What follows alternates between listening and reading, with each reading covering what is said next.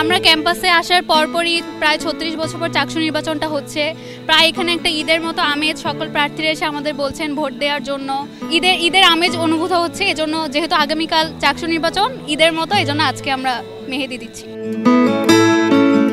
আগামীকাল আসলে চাকসু ইলেকশন, চাকসু নিয়ে আমরা সবাই আসলে অনেক প্রত্যাশী যে চাকসুতে যে আসবে আমাদের জন্য সামনে কাজ করবে, তার জন্য আমরা অনেক আনন্দিত। তার জন্য আসলে আমরা এই মেহেদি উৎসবটা পালন করছি।